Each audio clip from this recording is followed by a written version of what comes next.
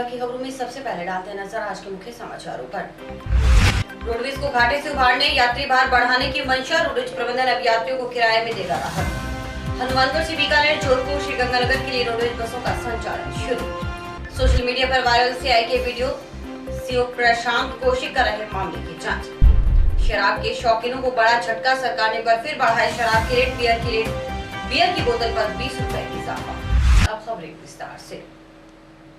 Roadways को घाटे से उबारने और यात्री भार बढ़ाने की मंशा से रोडवेज प्रबंधन अब यात्रियों को किराए में राहत देगा। फ्लैक्सी फेयर योजना के तहत टिकट आरक्षण करवाने वाले यात्रियों को किराए में छूट दी जाएगी। तो ये योजना 1 जून से प्रभावी होगी। रोडवेज प्रबंधन ने अलग अलग श्रेणीवार योजनाओं की घोषणा की है ताकि यात्रियों का रुझान बढ़ने से राजस्व आय में इजाफा हो सके। रोडवेज को घाटे से उबारने और यात्री भार बढ़ाने की मंशा से रोडवेज प्रबंधन अब यात्रियों को किराए में राहत देगा। फ्लैक्सी फेयर योजना के तहत टिकट आरक्षण करवाने वाले यात्रियों को किराए में छूट दी जाएगी। रोडवेज प्रबंधन ने अलग अलग श्रेणीवार योजनाओं की घोषणा की है ताकि यात्रियों का रुझान बढ़ने से राजस्व आय में इजाफा हो सके। ये योजना 1 जून से प्रभावी होगी। रोडवेज प्रबंधन ने यात्री भार बढ़ाने के लिए यात्रा करने से 3 दिन या इससे अधिक दिन पहले सीट आरक्षित करवाने के आदेश जारी किए हैं। इसको लेकर हनुमानगढ़ डिपो प्रबंधन तैयारियों में जुटा हुआ है। रोडवेज के अधिकारियों के मुताबिक इस योजना के तहत अगर यात्री ऑनलाइन टिकट पहले से ही बुकिंग करवाएगा तो उसे 10 से 20% की छूट मिलेगी। यह छूट डीलक्स, वातानुकूलित के साथ सभी डीलक्स और एक्सप्रेस सेवाओं में भी अग्रिम ऑनलाइन रिजर्वेशन टिकट बुकिंग में यात्रियों को किराए में रियायत के रूप में मिलेगी। रोडवेज के यातायात निरीक्षक दीपक भूपिया ने बताया कि 3 से 15 दिन पहले बुकिंग करवाने पर यात्रियों को 10% की छूट मिलेगी। वहीं 16 से 30 दिन पहले बुकिंग करवाने पर 20% की छूट का प्रावधान है। यह नियम सभी डीलक्स और एक्सप्रेस सेवा पर 100 किलोमीटर अथवा अधिक दूरी पर लागू होगा। इसके अलावा डीलक्स और वातानुकूलित पर 250 किलोमीटर अथवा अधिक दूरी पर यह नियम लागू होगा। रोडवेज के मुख्य प्रबंधक बोले कि आदेश मिलने के साथ ही तैयारियों में जुटे हुए हैं। मुख्य प्रबंधक प्रवेश बोराणा ने बताया कि मुख्यालय से निर्देश मिले हैं। नए नियमों के तहत यात्रियों को पूर्व में टिकट बुक करवाने के लिए किराया राशि में दी जाने वाली छूट को लेकर कार्मिकों को अपडेट कर रहे हैं। इस योजना को इसी महीने से जिले में लागू कर दिया गया है ताकि यात्रियों को इस योजना का ज्यादा से ज्यादा लाभ मिल सके। परिवहन निगम ने एक फ्लेक्सिबल फेयर स्कीम चालू की है, जिसके अंतर्गत अगर कोई यात्री अग्रिम ऑनलाइन रिजर्वेशन करवाता है तो उसमें विभिन्न प्रकार की छूट दी गई है। जैसे अगर कोई 3 से 15 दिन पहले अगर कोई रिजर्वेशन करवाता है तो उसको 10% छूट दी जाएगी, और अगर 16 से 30 दिन पहले रिजर्वेशन करवाएगा तो उसको 20% छूट दी जाएगी। और ये जो छूट है, जैसे सेमी डीलक्स और एक्सप्रेस गाड़ियाँ हैं, उसमें 100 किलोमीटर या उससे अधिक किलोमीटर पे छूट दी जा रही है। और यही अगर डीलक्स और एसी गाड़ी चल रही है तो उसको 250 किलोमीटर और उसके अधिक पे छूट दी जाएगी। ये सारा ऑनलाइन रिजर्वेशन करवाना पड़ेगा आपको, उस पर ये छूट दी जा रही है। लॉकडाउन के बाद आज मुख्यालय के निर्देशानुसार हनुमानगढ़ आगार द्वारा 4 बसों का संचालन किया गया है विभिन्न रूटों पर। हनुमानगढ़ से जोधपुर, बीकानेर, गंगानगर और अनूपगढ़। काफ़ी लगभग 7 दिनों के बाद में बसों का संचालन किया गया है, तो इससे रोडवेज के कर्मचारियों में उत्साह है कि हम भी काफ़ी दिनों बाद ड्यूटी पर जा रहे हैं। और इनके सुरक्षा के संबंध में जो सावधानियां हैं, कोरोना से बचाव के जो मुख्यालय से निर्देश जारी किए गए उनके संबंध में चालक परिचालकों को निर्देश दिए गए हैं ताकि इस महामारी से बचाव रह सके ये भी लोग। और मुख्यालय से जो मास्क हैं, सैनिटाइजर हैं और ग्लव्स हैं, वो भी इनको वितरित किए गए हैं ताकि अपने ड्यूटी पर अपने स्वयं को इस महामारी से बचाव कर सके। वहीं लॉकडाउन के बीच बंद रहे रोडवेज की बसों का संचालन शुरू कर दिया गया है। हनुमानगढ़ बस डिपो से आज 4 बसों का संचालन शुरू किया गया, जिससे अब हनुमानगढ़ से श्रीगंगानगर, अनूपगढ़ और बीकानेर, जोधपुर के लिए बसों का संचालन शुरू कर दिया गया है। कोरोना संक्रमण के चलते बंद की गई रोडवेज बसों का संचालन शुरू कर दिया गया है। राज्य सरकार के निर्देशानुसार बुधवार को रोडवेज बसों का संचालन शुरू कर दिया गया। मुख्य प्रबंधक प्रवेश बोराणा ने बताया कि बुधवार को निर्धारित समय सारणी के अनुसार हनुमानगढ़ से जोधपुर, बीकानेर, श्रीगंगानगर और अनूपगढ़ के लिए बसों का संचालन शुरू किया गया है। हनुमानगढ़ से जोधपुर के लिए सुबह 8 बजे, अनूपगढ़ के लिए 8:20, बीकानेर के लिए 8 बजे और श्रीगंगानगर के लिए 8 बजे से बस का संचालन किया जाएगा। मुख्य प्रबंधक ने बताया कि यात्रियों की स्क्रीनिंग की व्यवस्था की गई है। मुख्य सभी स्टैंड पर स्क्रीनिंग के बाद यात्रियों को बैठाया जाएगा। इसके अलावा बताया गया कि यात्रियों की डिमांड के अनुसार ही बसों के संचालन की संख्या को बढ़ाया जाएगा। इसके साथ ही अन्य राज्यों से बसों के संचालन के लिए भी प्रपोजल तैयार कर भेजे गए हैं। सहमति बनी तो जल्द संचालन शुरू भी कर दिया जाएगा। हाँ जी सर। हनुमानगढ़ डिपो से हमने अभी 4 बसें चालू करी हैं। एक बस है हनुमानगढ़ से जोधपुर, इसका टाइमिंग सुबह हनुमानगढ़ से 6 बजे डिपार्चर है। दूसरी गाड़ी है हनुमानगढ़ से अनूपगढ़ की, जिसका टाइमिंग है सुबह 8:20 पे। तीसरी गाड़ी है हनुमानगढ़ से बीकानेर, जिसका टाइम है सुबह 8 बजे। और चौथी गाड़ी है हनुमानगढ़ से गंगानगर, जिसका टाइमिंग है सुबह 8 बजे। जी। सभी स्टेशन मेन स्टैंड है जहाँ पे हमने इनकी थर्मल स्कैनिंग वगैरह की व्यवस्था कर रखी है। गाड़ी हमारे जैसे हनुमानगढ़ जंक्शन, हनुमानगढ़ टाउन, फिर रावतसर, पल्लू, इधर हमने थर्मल स्कैनिंग की व्यवस्था कर रखी है। और यात्रियों की स्क्रीनिंग और टेम्परेचर जांच करने के बाद ही हम उनको एंट्री देंगे। टिकट अभी ऑनलाइन और ऑफलाइन दोनों की व्यवस्था कर रखी है हमने। और जैसे जैसे यात्रियों की डिमांड और आएगी, हम सुझाव मांग रहे हैं और तो उस हिसाब से हम और बसें चालू करेंगे। हाँ, आने का भी टाइमिंग है, हर गाड़ी का अलग अलग है। जैसे जोधपुर वाली गाड़ी का वापस वहाँ से 6 बजे है, गंगानगर का टाइमिंग वहाँ से 2 बजे का है, अनूपगढ़ का टाइम भी वहाँ 2 बजे का है। तो हर का टाइमिंग वापस आना चाहिए। अभी हम सीटिंग क्षमता से ज़्यादा सवारी नहीं बैठा रहे, खड़ी यात्रियों को बिल्कुल अलाउ नहीं है। जितनी सीटिंग क्षमता है गाड़ी की, उसके अनुसार हम यात्रियों को बैठा रहे हैं। राज्य सरकार ने शराब के विभिन्न ब्रांड के रेट बढ़ा दिए हैं। सरकार की ओर से एक माह में दूसरी बार शराब के दाम बढ़ाए गए हैं। लॉकडाउन के बीच सरकार की ओर से शराब पर सरचार्ज से आपदाओं से संघर्ष करने संबंधी अधिसूचना जारी की गई है। अब शराब के शौकीनों के लिए इसे राहत तो नहीं कहा जा सकता, लेकिन ठेकी संचालकों का कहना है कि बार-बार रेट बढ़ाने से बेहतर है शुरू में ही सरकार रेट तय कर देती। राज्य सरकार की ओर से एक बार फिर शराब के रेट बढ़ाए गए हैं। बियर सहित अलग-अलग ब्रांड पर रेट में बढ़ोतरी की गई है। राज्य सरकार की ओर से जारी अधिसूचना के मुताबिक सूखा, बाढ़, महामारी, जन स्वास्थ्य, आगजनी के नाम पर सरचार्ज लगाया गया है। शराब की विभिन्न पैकिंग पर 5 रुपए से 20 रुपए तक सरचार्ज लगाया गया है। इस मौके पर शराब ठेकेदारों का कहना था कि बार-बार रेट बढ़ाए जाने से शराब व्यवसायियों को नुकसान पहुंच रहा है। उनकी गारंटी ही पूरी नहीं हो रही और आर्थिक मंदी के इस दौर में बार-बार रेट बढ़ाए जाने से नुकसान हो रहा है। ऐसे में शराब ठेकेदारों ने राज्य सरकार तक अपनी बात पहुंचाने के लिए बैठक की और ज्ञापन देने का निर्णय लिया है। वहीं शराब ठेकेदारों का कहना था कि छोटे ब्रांड मिल नहीं रहे, जिसकी डिमांड ग्राहकों द्वारा की जाती है। शराब पर सरचार्ज के लिए जारी अधिसूचना के मुताबिक अंग्रेजी शराब के पौवे पर 5 रुपए, अद्धे पर 5 रुपए, बोतल पर 10 रुपए, फ्रीजर पर 5 रुपए, मिनिएचर और अन्य पैकलिंग पर 5 रुपए, बियर बोतल पर 20 रुपए, छोटी बियर पर 5 रुपए सरचार्ज लगाया गया है। शराब की यह बढ़ोतरी एक माह में दूसरी बार की गई है। सर, सरकार ने रेट बढ़ा तो दिए, लेकिन अब हमारे तो लॉकडाउन के अंदर चलते हुए लोगों के पास पैसे तो वैसे ही नहीं है। अभी इतना रेट और बढ़ा दिया। अब जैसे बियर का 20 रुपये इकट्ठा ही बढ़ा दिया सरकार ने, तो अब लोग पैसे लेके आएंगे कहाँ से? और ऊपर से अब सरकार ने तो बढ़ा दिया, गोडाउन में पुराने रेट का माल पड़ा है। अब लोग तो हमारे से करेंगे तुम मैं कि आप ज़्यादा ले रहे हो। सरकार बढ़ाना था अप्रैल में ही बढ़ा देते, नया सेशन शुरू हो गया तो उसी वक्त बढ़ा देते। उसमें हमें बढ़ाने में कोई दिक्कत नहीं है, सरकार बढ़ा रही है, हमें तो बेचना पड़ेगा, हम तो फंसे हुए हैं सरकार इसके अंदर। लेकिन अब करें क्या, बीच में क्यों बढ़ाती है सरकार, ये हमारे समझ से बाहर। आज राजस्थान सरकार ने विदेशी निर्मित मदिरा पे जो रेट बढ़ाया है, उसके संदर्भ में हम कहना चाहते हैं कि बार बार जो ये सरकार रेट बढ़ा रही है, इससे ठेकेदारों को बहुत बड़ा नुकसान हो रहा है।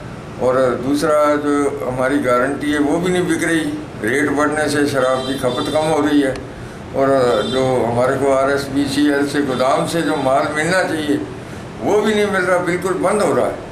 और जो ब्रांड नीचे के रेट के हैं वो बिल्कुल ही बंद हो रहे हैं। इसलिए ये बियर शराब पे जो बार बार सरकार का रेट बढ़ाना है, ये ठेकेदारों के लिए बहुत ही नुकसानदेह साबित हो रहा है। तो हमारी सरकार से यही निवेदन है कि इस बार इस रेट को न बढ़ाएं। और इसके संदर्भ में आज हम हमारे एक्साइज कमिश्नर साहब को, DO साहब को, सबको ज्ञापन भी दे रहे हैं और यहाँ कलेक्टर साहब से भी मिलेंगे। सबसे मिलके हमारी जो भी शिकायतें हैं उनको उनके सामने रखेंगे, उनका हल करने के लिए सरकार से निवेदन करेंगे।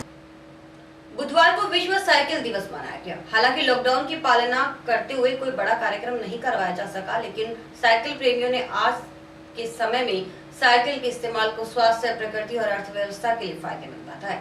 संडे साइकिलिंग क्लब के अमित माहेश्वरी ने कोरोना काल में साइकिल के इस्तेमाल को जरूरी बताया। बुधवार को अंतर्राष्ट्रीय साइकिल दिवस मनाया गया। कोरोना काल में जब स्वास्थ्य के प्रति सजगता बनाए रखने का एहसास हुआ, ऐसे में साइकिल प्रेमियों ने साइकिल का इस्तेमाल बढ़ाने का आह्वान भी किया है। संडे साइकिल क्लब के अमित माहेश्वरी का कहना था कि क्लब के जरिए साइकिल चलाने के प्रति जागरूकता लाने का काम कर रहे हैं। वे खुद प्रतिदिन साइकिल चलाते हैं और क्लब के जरिए एक कार्यक्रम के माध्यम से साइकिल चलाने के प्रति लोगों को जागरूक भी किया गया था। माहेश्वरी का कहना था कि भारतीय परिप्रेक्ष्य में एक वाहन के रूप में साइकिल का अहम स्थान है। स्कूल, कॉलेज से लेकर कार्यस्थल तक जाने के लिए साइकिल पसंदीदा सवारी होती थी। साइकिल चलाना हमारी सेहत के लिए तो फायदेमंद है ही, पर्यावरण के लिए भी अच्छा है। हर साल 3 जून को अंतर्राष्ट्रीय विश्व साइकिल दिवस मनाया जाता है। लोगों को प्रेरित किया जाता है कि आसपास की दूरी तय करने के लिए साइकिल का इस्तेमाल करें। खासकर शहर में कम दूरी तय करने के लिए बाइक या डीजल पेट्रोल आधारित अन्य वाहनों की जगह साइकिल का इस्तेमाल किया जाए तो हर दिन हजारों लीटर पेट्रोल की खपत कम होगी और शहर का प्रदूषण स्तर भी कम होगा। खासकर कोरोना काल में साइकिल का महत्व और बढ़ गया है। इससे सोशल डिस्टेंसिंग की पालना भी होगी और लोग सुरक्षित रहेंगे और उनका स्वास्थ्य भी बेहतर होगा। डॉक्टर भवानी अरन ने भी संडे साइकिल क्लब की प्रेरणा से साइकिल को अपने जीवन में इस्तेमाल शुरू कर दिया है। डॉक्टर भवानी अरन का कहना था कि साइकिल का इस्तेमाल करने से हम आम बीमारियों से बच सकते हैं।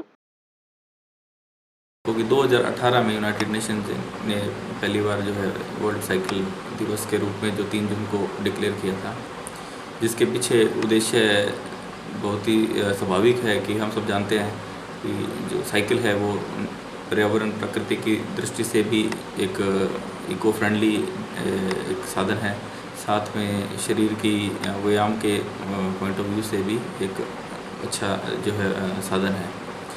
और आज जब हम कोरोना महामारी से लड़ रहे हैं तो उसमें भी वैश्विक स्तर पे ऐसा देखने को मिला है कि साइकिल का रुझान लोगों के मन में बढ़ा है। लॉकडाउन में हमने देखा कि एनवायरनमेंट कितना साफ हुआ है।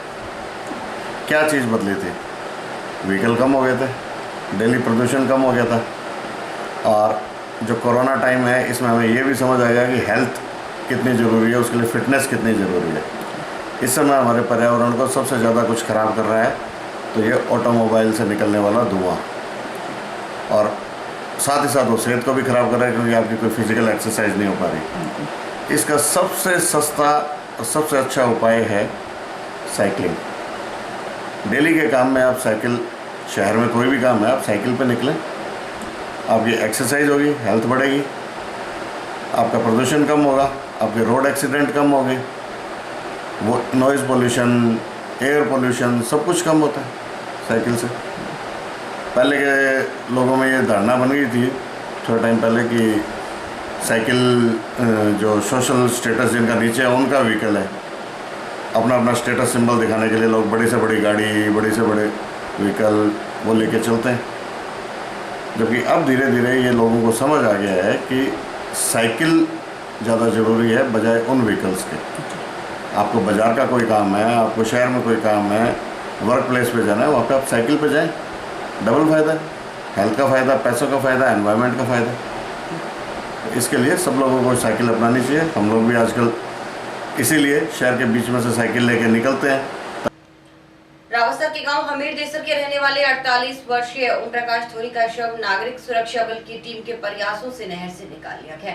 बताया गया कि घरेलू कलह के चलते मंगलवार को ओम प्रकाश थोरी साहवा लिफ्ट कैनाल में कूद गया था, जिसे नागरिक सुरक्षा बल की टीम ने आज नहर से निकाल लिया। तहसीलदार हरिकिशन मीणा ने बताया कि नागरिक सुरक्षा बल की टीम का प्रयास सराहनीय रहा।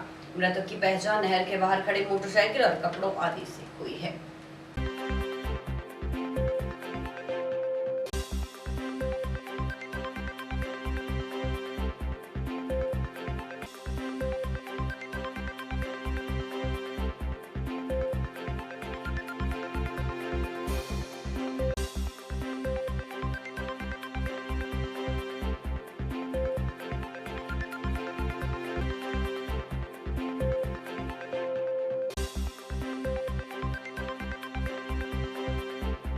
कंट्रोल रूम कलेक्ट्रेट से सूचना मिली कि ये कुंभाराम सावा लिफ्ट के अंदर कोई आदमी ने छलांग लगा दी है।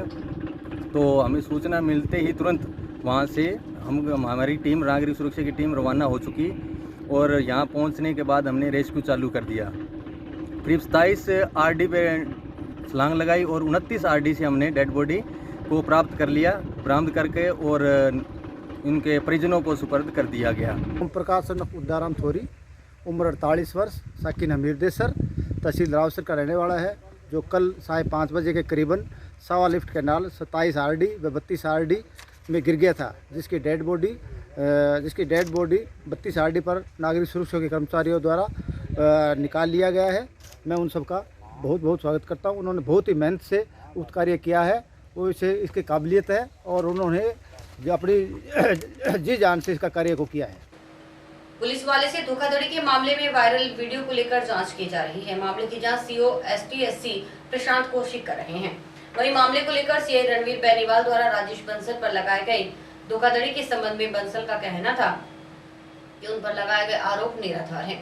पुलिस सेवा में वे काफी व्यस्त रहते हैं। उनकी पत्नी के नाम से पल्स कंपनी की एजेंसी थी और मासिक 1000 के हिसाब से किस्त जमा करवाई जाती रही है। राजेश बंसल का कहना था कि उन्होंने कभी कोई एडवांस नहीं लिया, वे किस्त जमा करवाकर ही रसीद देकर पैसे लेते थे।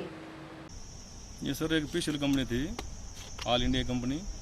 तो मैंने इसका जब पिया था पोस्ट पे, तो जब ये मेरे पास आया कि बस्त करना चाहता हूँ 1000 रुपये की, मैंने 2000 कर दिया। तो हमने कहा पत्नी के नाम से एजेंसी आप चाहो तो कर लेते हैं।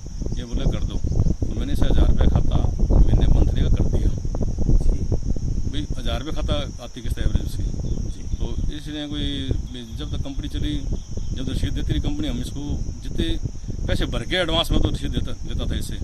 पहले लेता था रसीद के, रसीद ले लो आप, ये भर दी मैंने। ये बोले ठीक है जी। तो इन्होंने कभी रोके नहीं पैसे मेरे, मैं एडवांस पहले भर देता था, इनको दे देता रसीद। यही क्रम चलता। मैंने एडवांस कभी पैसे नहीं लिए इनसे भरने के लिए। ठीक है। और पत्नी के नाम एजेंसी दी। तो भाई मेरी पत्नी तो अब घर पे ट्यूशन पढ़ा के गुजारा करती। 4 बहनें हैं मेरे, 2 भाई हैं और 2 बेटी भी है। तो उसका देखो सारा मेरे ऊपर भार है और कोई घर में कमाने वाला नहीं, बाप भी नहीं मेरे। तो इसलिए हमने काम कर लिया था। समझ में आई जब बात छोड़ दी। इसमें ये प्रवीण जैन वगैरह, छोटे लाल जी वगैरह, इनके चक्कर में आगे भी अपनी एजेंसी ले ली। चलो अभी 2 पैसे बन जाए, देखो मजदूरी करने की दिक्कत नहीं होती। वो पत्नी का नाम, मैं तो कभी गया ही नहीं कहीं भी। तो पत्नी का नाम एजेंसी दी। तो इसके हमने कोई दुख नहीं किसे, जो भी रसीद दी इसको पैसे इन्होंने दे दिए मुझे जी। पर मैंने कभी एडवांस नहीं लिया आज तक इनसे पैसे। ठीक है, ये बात क्लियर है।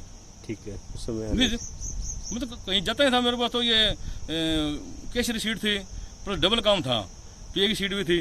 तो मेरे तो वैसे शीट से वैसे उठना नहीं होता था। वो झूठा है जी, देखो सच्चा तो है नहीं। वो जांच हो रही है, प्रशांत को सीधी कर रहे हैं DSP साहब हमारे, तो जांच में सामने आ जाएगा। ठीक है, मैं सीधी पेश कर दूंगा। फोटो भी मेरे पास पड़ी है। अब बिल्कुल कंपनी जमा करा दी। अब कंपनी पैसे दे रही है क्या वो? हाँ, वो पहले 5000 तक दे रही थी, अब 10,000 तक दे रही है, 50,000 तक किए हैं। दे देगी। वो तो ऐसा ना, सुप्रीम कोर्ट का निर्णय के अनुसार सेब भी भुगतान कर रही है पल्स कंपनी का।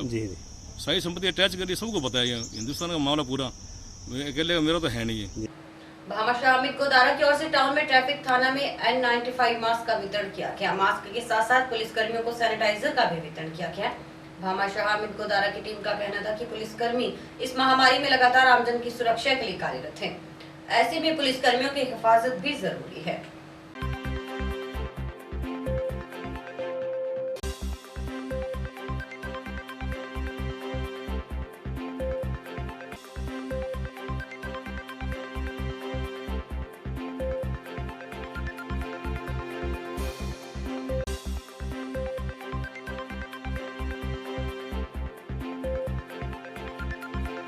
टाउन पुलिस थाना के अंदर भामाशाह अमित जी गोदारा के द्वारा N95 मास्क सैनिटाइज़र वितरण किए गए। क्योंकि जो ट्रैफिक पुलिस है वो हर जगह चौराहों पे खड़ी रहती है, पता नहीं लगता कोई पंजाब से आया है, हरियाणा से आया है या बाहर से आता है। जब भी पुलिस का उनसे बात होती है या पता नहीं लगता, तो इसलिए हम इस चीज़ को देखते हुए सभी को एक समान रखते हुए हमने N95 मास्क का वितरण किया है और सैनिटाइज़र का वितरण किया है, ताकि पुलिस की सुरक्षा हो सके। और जो प्रयास पुलिस कर रही है उनका बहुत बहुत धन्यवाद।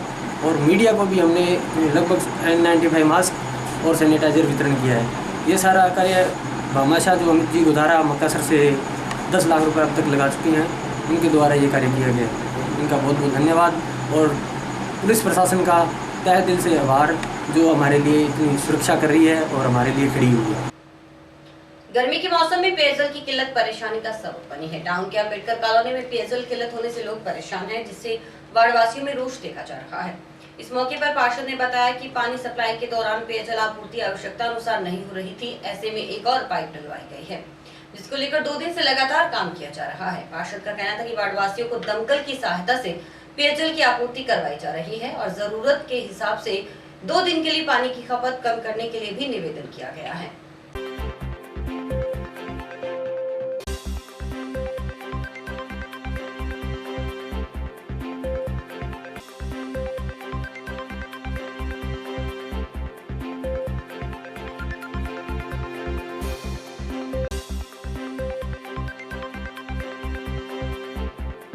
की समस्या भाई साहब, 2 दिन हो गए सवेर से पानी। अब नहर पर जाना पड़ेगा हमारे को लेने, क्या करें। अब कपड़े धोने के लिए नहीं है, पीने के लिए नहीं है।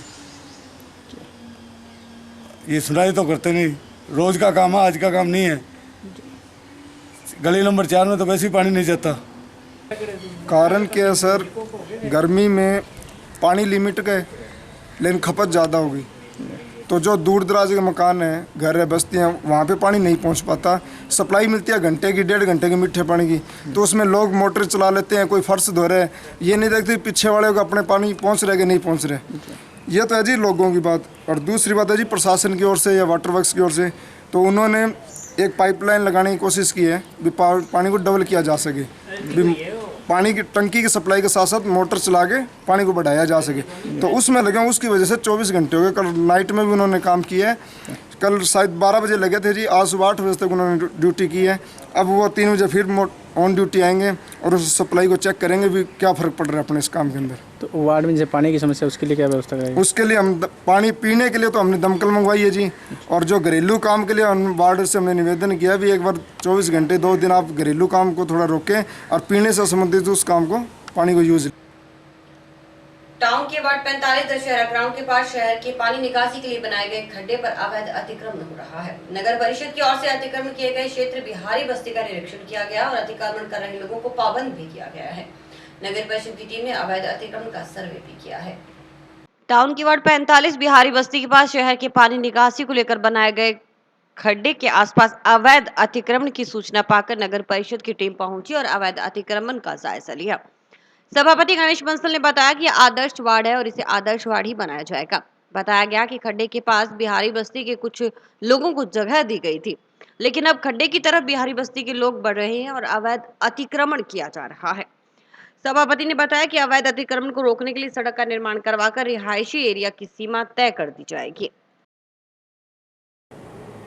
वार्ड नंबर 45 बिहारी बस्ती में नगर परिषद का गंदे पानी का जो वर्तमान में खड्डा है, जो दशहरा ग्राउंड के बराबर में है, उस खड्डे के ऊपर कुछ बिहारी समाज के व्यक्ति 40-50 घर हैं, उनको पूर्व में वहाँ कुछ साइज का प्लाट देकर बिठाए गए थे, लेकिन उनके द्वारा पीछे खड्डा साइड में बहुत ज़्यादा लंबाई में बढ़ गए हैं, अवैध अतिक्रमण करने लगे हैं।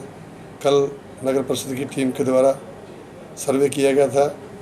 अब उस जगह का सर्वे करके कुछ उसमें मिट्टी भर्ती का कार्य है, मिट्टी भर्ती का कार्य करवाकर वहाँ पर सड़क का निर्माण करवाकर और फेंसिंग करवाई जाएगी, ताकि जो गंदे पानी का गड्ढा है वो सुरक्षित रहे, किसी प्रकार का अतिक्रमण न हो एवं न ही कोई किसी प्रकार की कोई दुर्घटना घटित हो। यह वार्ड आदर्श वार्ड घोषित किया हुआ है और इस वार्ड को आदर्श बनाने का ही प्रयत्न किए जाएंगे। जंक्शन की दीपसी कॉलोनी में घर के बाहर खड़े ट्रक से डीजल चोरी करने का मामला सामने आया है। जंक्शन थाना पहुंचे गुरसेवक सिंह ने बताया कि उसका ट्रक ड्राइवर के घर के बाहर खड़ा था। रात्रि करीबन 3 बजे मोटरसाइकिल सवार 2 युवक आए और डीजल चोरी कर कैनियों में भरकर ले गए। पूरी घटना सीसीटीवी कैमरा में कैद है। इस संबंध में मामला दर्ज करवाया गया है। बताया गया करीबन 10 से 12 हजार का डीजल चोरी हुआ है।